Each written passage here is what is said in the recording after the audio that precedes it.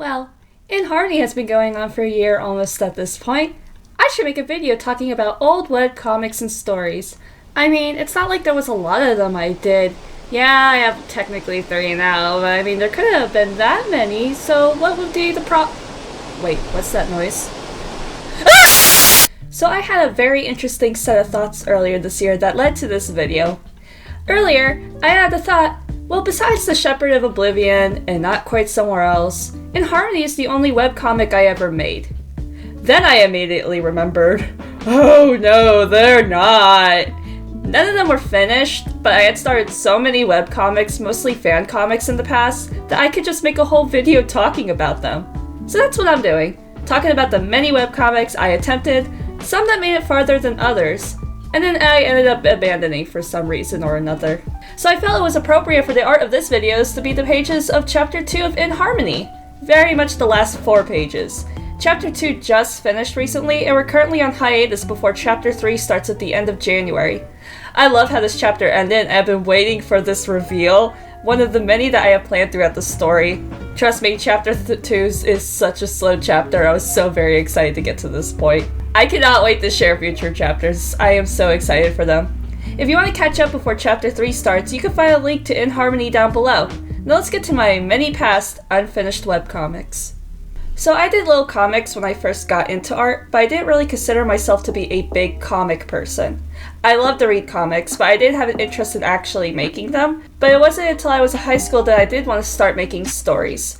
I talked a bit about like me not wanting to do writing so much video a while ago, and this was kind of part of the reason. But I really liked reading comics, and eventually I was like, maybe I could give it a shot outside of just my couple panel little one-shots that I did. The first one, I don't even think had like a page. I think it was more of just a page attempt. I was really into My Little Pony in my freshman year, and I found a really good My Little Pony Doctor Who crossover comic, and I just wanted to make my own My Little Pony comic.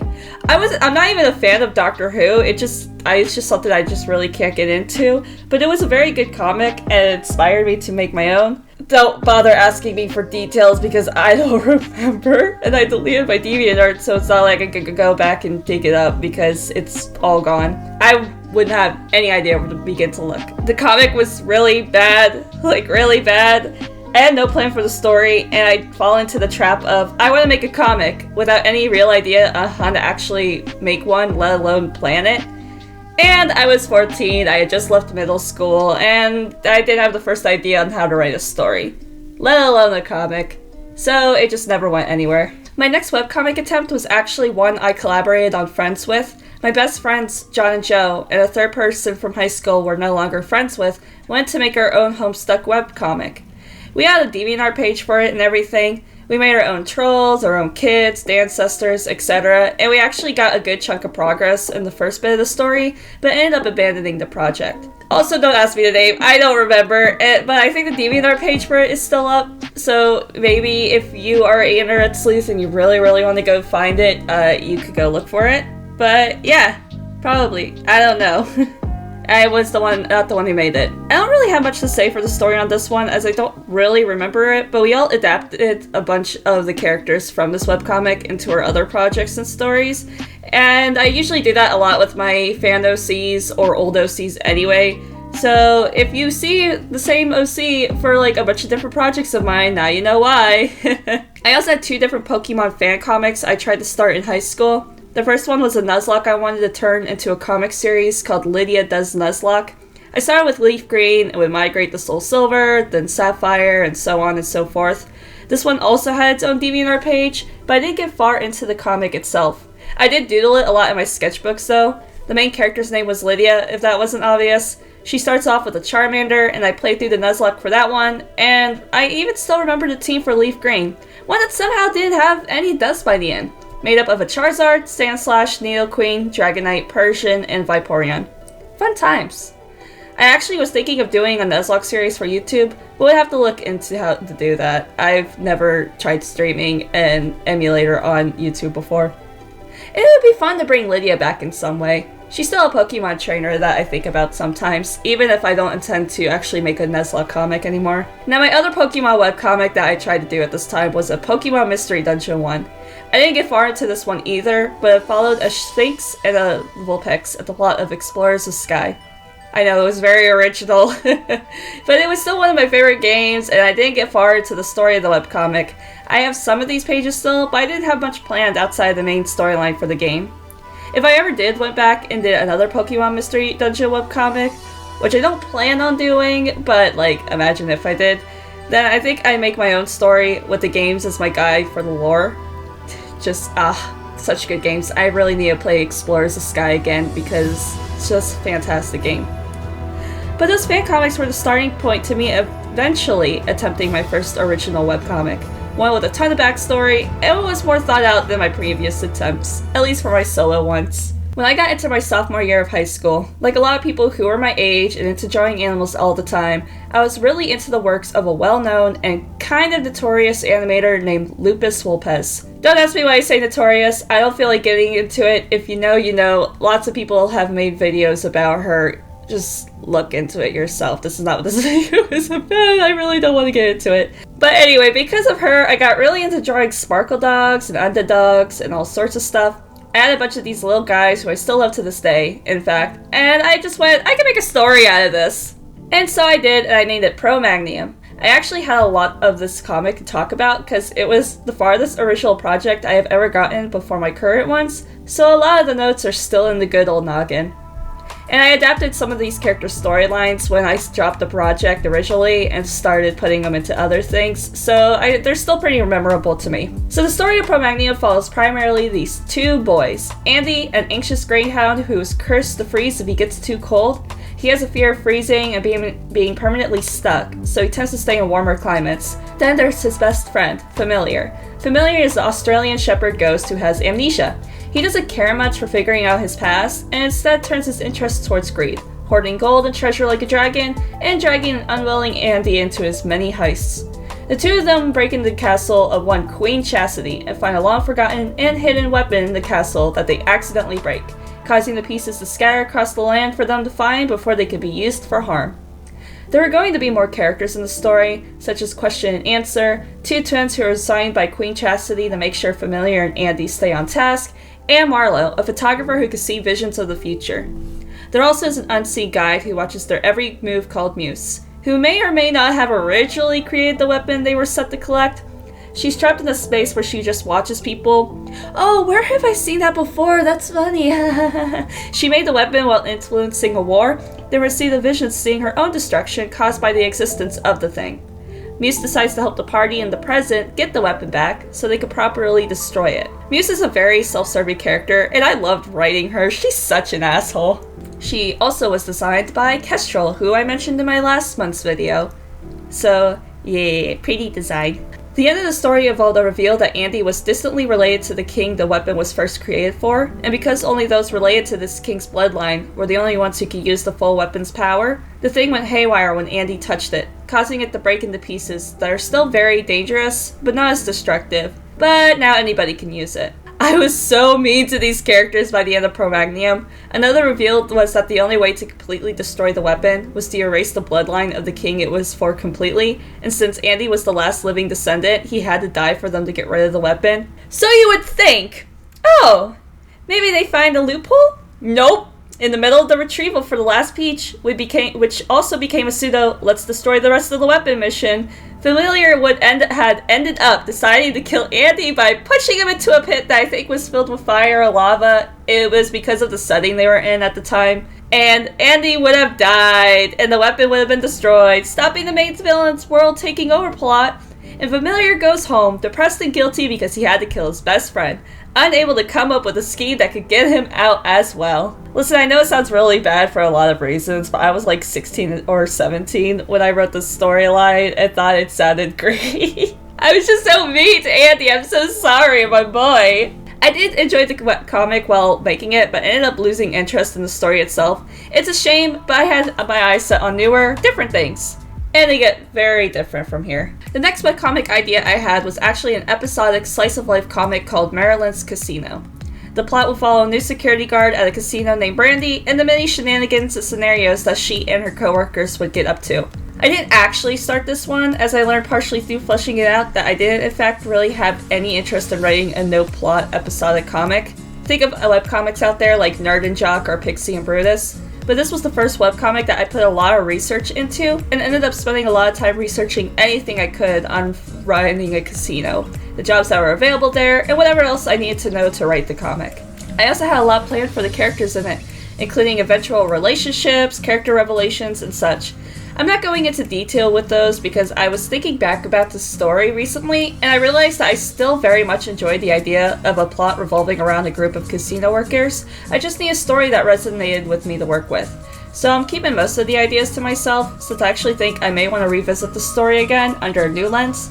Maybe make an animated pilot for it, but we'll have to see how I feel about it if the time ever comes right for it. So maybe in the future, who knows, we might be able to see Marilyn's Casino actually be a thing, like years after I first came up with it. But when I decided to jot that story idea, I ended up putting the crew of Marilyn's Casino into another story I was working on. And probably the main reason why I ended up losing interest with the episodic idea. What can I say, I just really love a narrative. The next big project that I wanted to do was an original small story that grew big and grew bigger and wasn't really going to be a webcomic at first, but a video game. And I totally had no idea how to build that and most likely would have never made it. So I was like, you know what, maybe this will be a webcomic. And it never did, but it was the story that I played around with my head until I decided I wasn't going to actually do it. So this is Monsternia. It was going to be a fantasy adventure story of a woman named Aspen who gets transported to a world of magic in a kingdom called Monsternia, where most people are sentient monsters. The problem, Aspen herself transforms into one in the process, and it's a whole new thing because that has never happened to any human that has teleported to their world before. Aspen is taken to the king of Monsternia, Mercy, who acts as the secondary main protagonist of the story, and the two try to uncover the reason why Aspen changed, as well as the looming threat of Mercy's sister Grace. The story had a lot of issues that I don't really want to get into. Mostly stuff that, in hindsight, high school me probably shouldn't have included in a story. Nothing horrific like some of the stuff you'll find in AO3, but stuff that I think back to now and I just go, yikes. The other issue is that the story was just so bloated. It had a lot of world building, but so much that it could have been more of an anthology than a one-story narrative. My focus kept changing through it, and honestly, it would have made the plot confusing trying to shove so much lore into it. And even though I dropped the story years before it came out, it felt very much a lot like Brand New Animal. Not so much in the plot, but in vibes. I'm really glad I didn't have to deal with people comparing Monsternia to Brand New Animal if I had worked on it at official capacity. The In Harmony Amphibia comparisons are already bizarre enough. I don't want to have to deal with that, especially since I came up with it Monsternia originally back in high school, years before Brand New Animal. But there's more stuff that I still like from the story than dislike. I enjoyed the characters and drawing their shenanigans with them. The way magic worked in this world was fun to build, if not the most original. There was a primary source for magic called the Origin that also acted as the device that would take humans from Earth to this unnamed planet on a one-way ride. Grace wanted to get her hands on it to reverse the process and find a way to send monsters to the human world, not in a world dominion way, but more out of a curiosity way. She grew so obsessed with this idea, she was willing to kill for it. Marilyn's Casino was set in this world as the only place that was entirely run by humans, but it was never important in the story, so I didn't do too much with it. I mostly had fun with the characters and still enjoy them, and I plan on using them for other things. And in fact, I actually already have. If you read In Harmony, you should be familiar with Ingrid Stein, the hyperactive woman who is so into monsters. Well, she originally was a character in Monsternia. She was Aspen's human friend and the last person who saw her before Aspen actually was sent to Monsternia. Her personality was originally going to be a lot like Nemesis's is, but she was also just a really crappy friend. She didn't really do that much in the story. She was only going to actually show up a couple times in Monsternia, and funny enough, one of those times was during Grace's death. In the end of the story, Grace gets what she wants and opens a small portal to the human world, jumping into it to escape punishment for her actions in Monsternia. What happens after she jumps into this portal, unbeknownst to any of the characters back in Monsternia, is she wakes up in the space between worlds, finding that the portal opens up into Ingrid's room, who is sitting and doing homework at her desk. An injured Grace makes her way to the portal, but with the fact that the Origin only works one way, the force of it trying to pull her back and her pulling herself forward literally rips her apart in a And I cannot believe I am describing it this way. But in a I don't feel so good Mr. Stark way, but a bit more gruesome. Think like Red Mist. Grace doesn't make it to the human world, and Ingrid never knows she was there. Nobody in Monsternia knows if Grace actually makes it, and Grace dies horrifically. Probably one of the top 5 most fucked up deaths I wrote for my OCs, up there with Andy. Trust me, if you think those are bad, just wait until you get to some of the juicy stuff I had planned for In Harmony. But I didn't focus a lot on it once I got really into Fallout games, and I got into Fallout 4 shortly after it came out. And the others were not that far behind when I finally beaten that one and had the money for the others. I made an ass blog for my first 3 Fallout characters I played as, who went up behind the names of Soul, Lone, and Courier. They got actual names later, those being Roxy, John, and Becky, but I got so used to calling them by the avatar titles that those names stuck in their canons even. So eventually, even the main characters just start calling them by their titles rather than by their actual names. But one of the things I did was start a Fallout comic series featuring their in-game storylines. It probably was the longest comic I ever made, and I had so much shit planned for them. I had so much. I don't even think I could cover it in this video without making this thing way too long. But in the future, I'll probably do a talking about my Fallout OCs video, just because I do have a lot of fan characters, and that could be fun.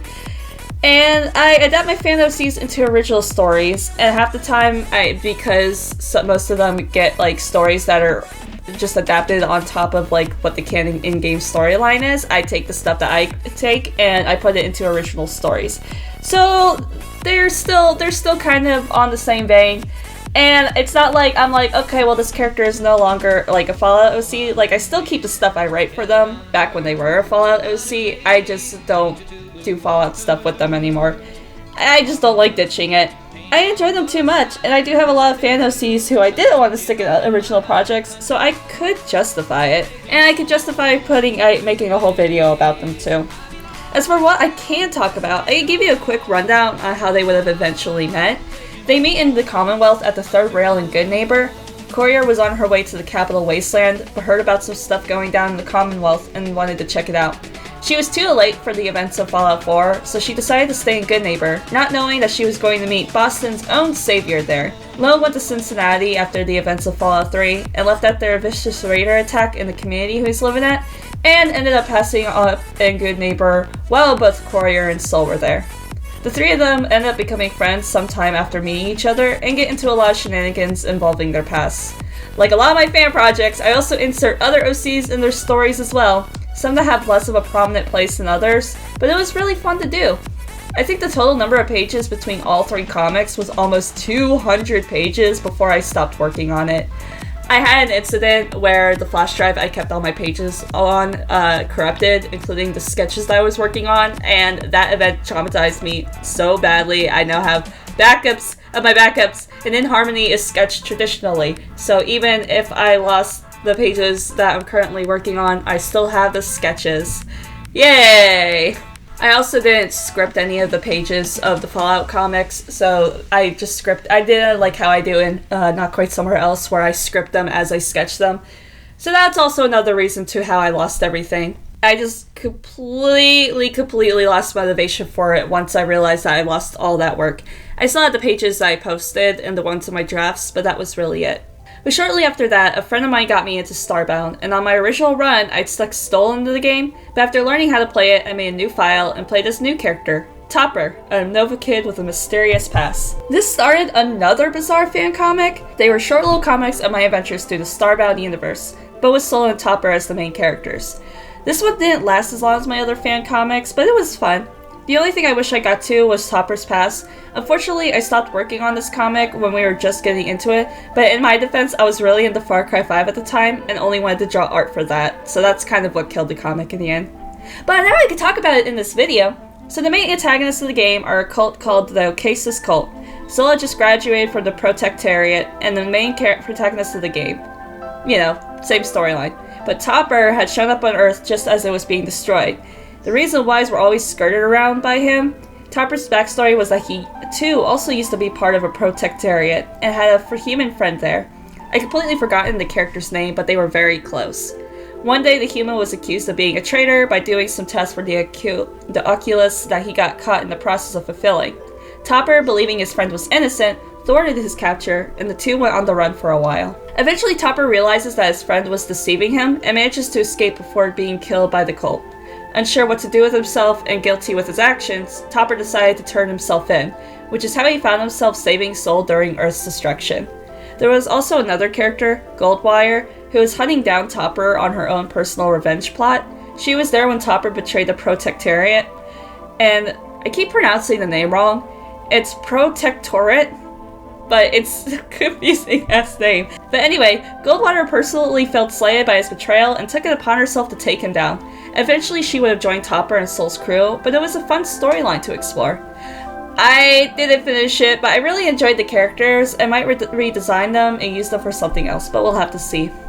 But after that comic ended, I got into writing fanfiction, so it was a few years before I attempted to make comics again. And the next one I do promote a few times on these videos, came from me randomly going, what if sheep herders were a D&D class?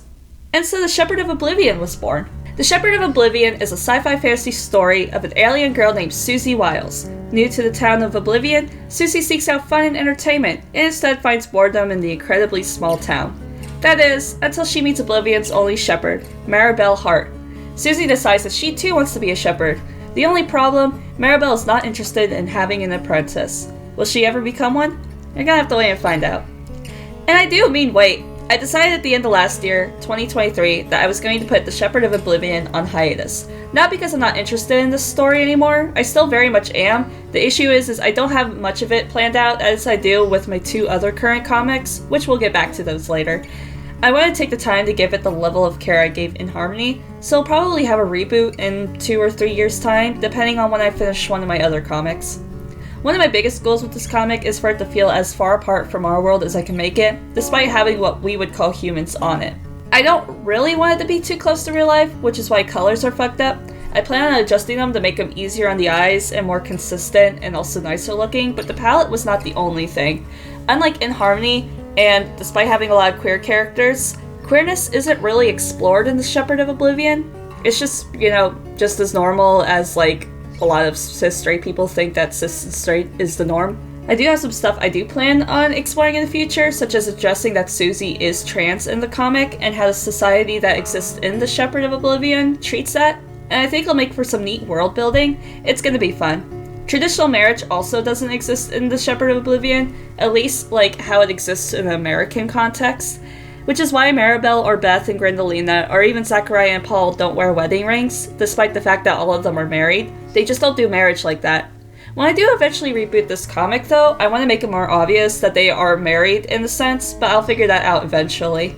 I like this comic to mostly remain a silly, fun adventure. I'm going for a Saturday cartoons vibe, just with a few more swears and maybe some blood.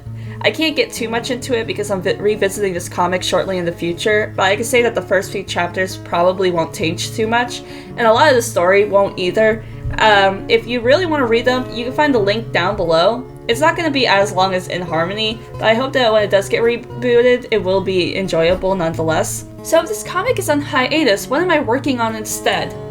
Well, the first is the Magnus Archives / Infinity Train crossover comic, Not Quite Somewhere Else. Set after the events of the Magnus Archives, John and Martin are on the train and must confront their histories with each other in order to lower their numbers. I got the idea for this comic because I saw a TikTok where people were saying if any character in Infinity Train should be given 1 swear word privileges, it should be the Season 2 protagonist. And while I agree, I thought, deserves it. But it would be funnier if it was given the 1-1. But when would 1-1 use his 1 swear word privileges? And because I was so into the Magnus Archives at the time as well, I think both shows just interacted with each other in a way that I came up with 2 thoughts at the exact same time. John's number on the train would be so big and 1-1 would use his 1 swear word only privileges when he sees that number. So in 3 days I made a quick 8-page comic, finished it with the exact same storyline, and thought, great, time to put this idea to rest and never do anything else with it ever again. And then I got so many comments about it, and I went, I can't do a fan comic, it's gonna be too long. Unless. Came up with a ton more ideas, and here we are, years later. so long, I don't even draw the Magnus Archives fan art much anymore because I have OC brain rot! Woo! And also my sketchbook is filled with mouth-washing doodles. This is probably my most self-indulgent comment that I have made, and my webcomic with the most amount of rules I gave myself. Both Not Quite Somewhere Else and In Harmony have a few rules I follow to keep stuff consistent, not go off of important story beats, as well as just like some rules for stuff because I'm trying to do something very specific, and I just make little rules for myself. Nothing that I feel tempted to stray from, but more so of like giving myself permission in a way that doesn't make me go like, but the readers. Not that I don't think the readers are important, but I'm the one that's working on these comics, and I gotta think about myself.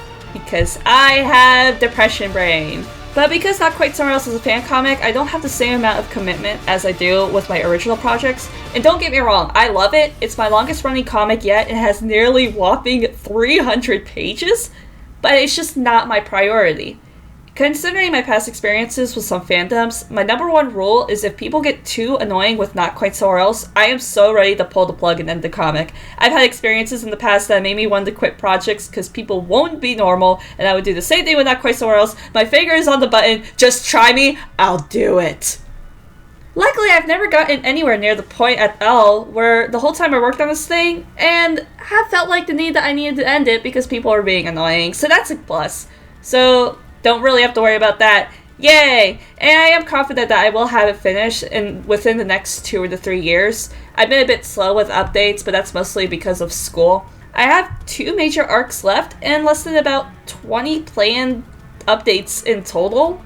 So we'll eventually get there. I can't wait. It's fun to work on, and I definitely want to finish this comic just because I've put so much time and effort into it. It is almost done. I personally believe we can get there. I've had very much the main story beats for this thing planned out literally within the end of the first year I worked on this comic. There was a few small things that I added in afterwards, but everything from the very beginning to the very end has been planned out very shortly after I started this thing. We are on a set road and we are almost there, but we need to stop talking about Not Quite Somewhere Else, because we need to get to the big one. The big comic. The baby. The special child. The one that I tuck in at night and read bedtime stories to. The webcomic I never shut up about. Guys, my current baby, I love it. It's called In Harmony. We're going to talk about In Harmony.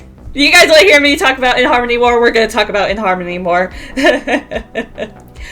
So if you are new or somehow never heard me talking about my webcomic before, In Harmony is a queer horror webcomic following Pacific Cervec, a poet who is on the search for finding their voice and chasing that dream back to their Appalachian hometown, with the intention of going to its art school, the Winchester College of the Creative Arts. There, they reunite with some old friends, meeting new ones, and are quickly pulled into said friend's newest hobby, monster hunting! It turns out these woods may be hiding more than just Bigfoot. But don't worry about it, I'm sure it'll be fine. Right? In Harmony actually had its 1-year anniversary today, the day I uploaded this video.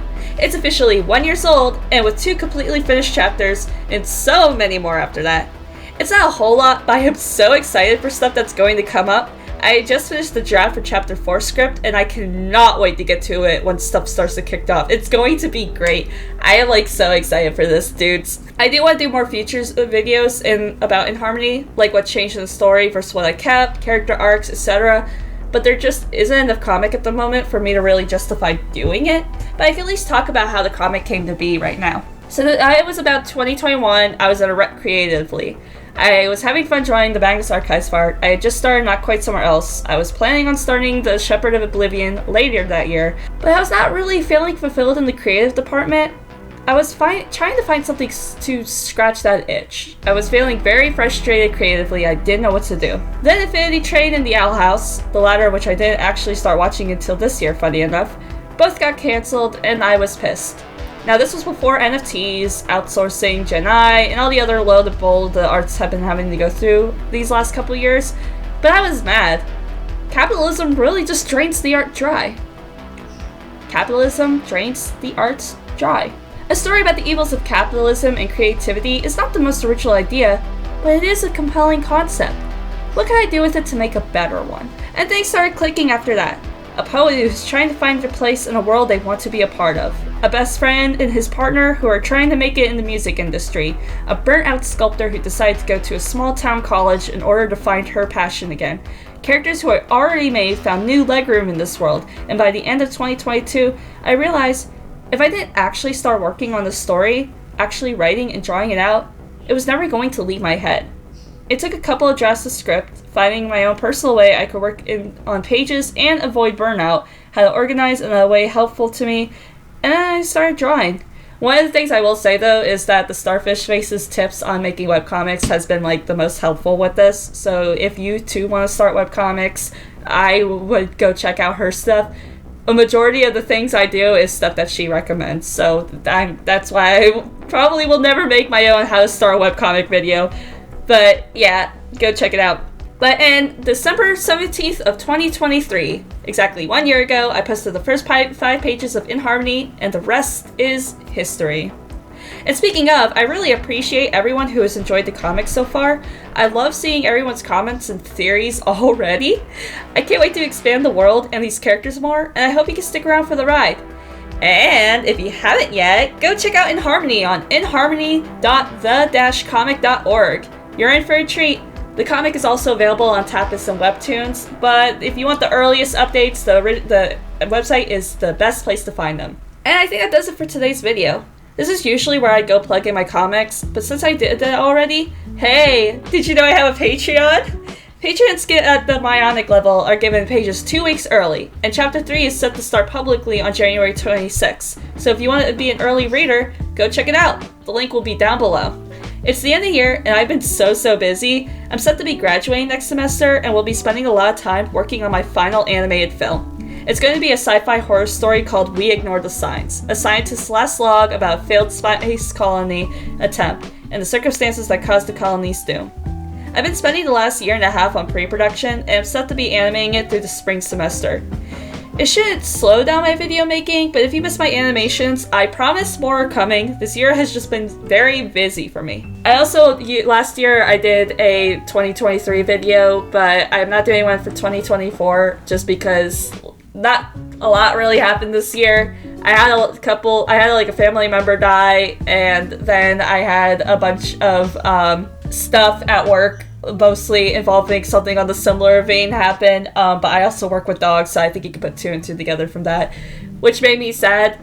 And I also had my Canada trip, which I already made a whole video about, and I also got to be on a couple of podcasts that I enjoy, one being Just a Little Guy, and another one being Woebegone for their intermission video about Bluster's Day. So if you're a fan of Woebegone and you listen to that intermission video, I was one of the people on there. That was cool. That was fun. I enjoyed that. I didn't expect to have my voice on Woebegone, but here we are. Anyway, I am gonna have another art and animation summary video as I do, and I think that's just about it. Thanks for watching, and I'll see you all later. Bye!